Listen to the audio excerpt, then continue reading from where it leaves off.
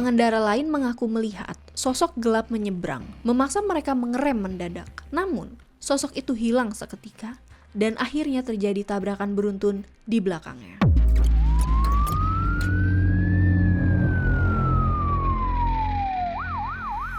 Terlepas dari itu semua, banyak pengendara yang merasa ada atmosfer berat setiap kali melintas malam hari.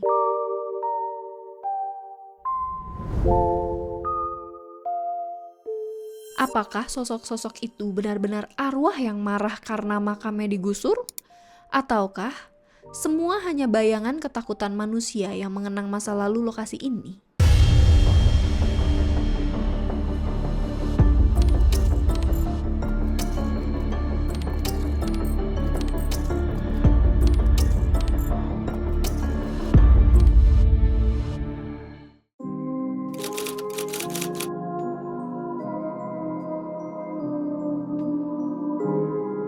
Sahabat Sukma, di Jakarta yang tak pernah tidur, ada sebuah terowongan yang namanya sudah lekat dengan cerita mistis. Terowongan Casablanca.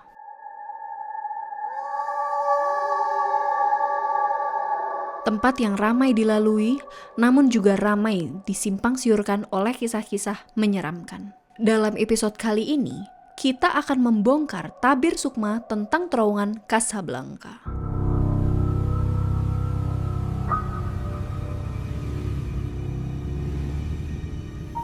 Kisah-kisah kecelakaan, penampakan, bekas makam, dan mitos yang membuatnya jadi salah satu spot paling angker di Jakarta.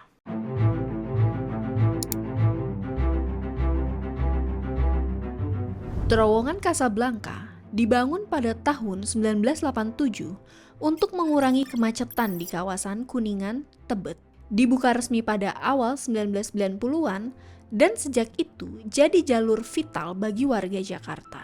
Namun sebelum ada terowongan ini, kawasan yang kita kenal sekarang dulunya adalah lokasi pemakaman umum.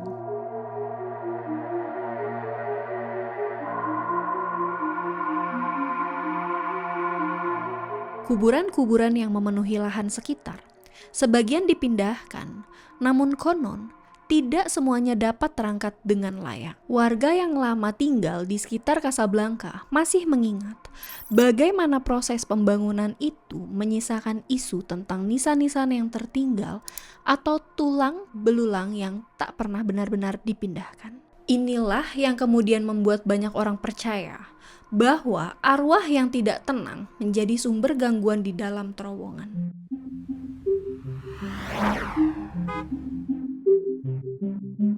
Cerita penampakan paling sering adalah sosok wanita berambut panjang memakai baju putih.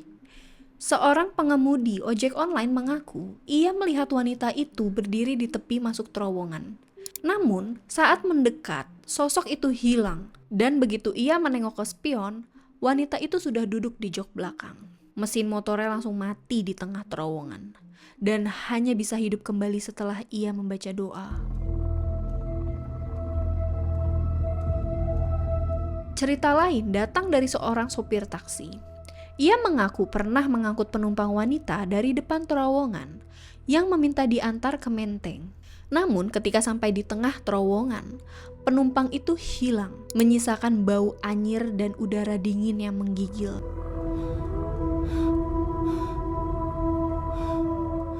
Tak hanya penampakan, kecelakaan misterius juga sudah berkali-kali terjadi. Dan kita tidak bisa mengabaikan fakta bahwa beberapa kecelakaan benar-benar terjadi di terowongan ini. Seperti kasus kecelakaan tunggal sepeda motor yang menabrak pemisah jalan dan merenggut nyawa pengendaranya. Atau kecelakaan beruntun di Jalan Casablanca tak jauh dari terowongan yang melibatkan mobil angkot dan sepeda motor. Dan juga kecelakaan antara mobil dan taksi di dalam terowongan yang dilaporkan akibat jarak tidak terjaga. Sementara itu, pengendara lain mengaku melihat sosok gelap menyeberang, memaksa mereka mengerem mendadak. Namun, sosok itu hilang seketika dan akhirnya terjadi tabrakan beruntun di belakangnya. Banyak yang percaya itu adalah arwah yang tersisa dari pemakaman yang dulunya ada di sana, yang tak pernah benar-benar tenang.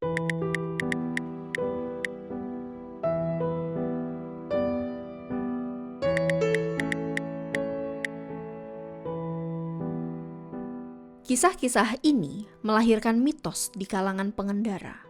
Ada yang selalu membunyikan klakson sebelum masuk sebagai tanda permisi. Ada pula yang memutar lantunan ayat kursi sebagai perlindungan diri. Terlepas dari itu semua, banyak pengendara yang merasa ada atmosfer berat setiap kali melintas malam hari. Sebuah rasa ditekan, seolah ada yang memandangi, dan membuat perjalanan yang hanya ratusan meter itu terasa seperti tak berujung.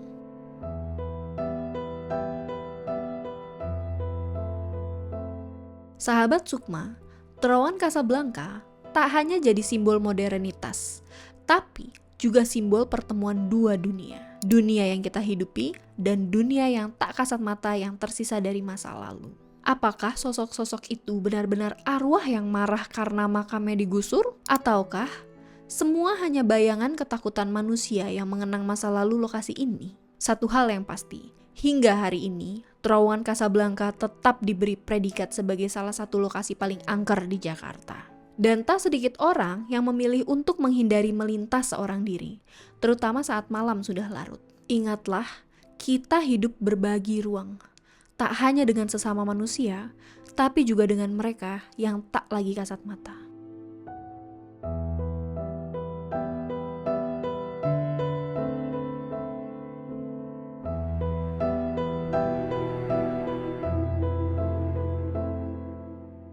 Aku Sukma, sampai jumpa di episode berikutnya di Tabir Sukma.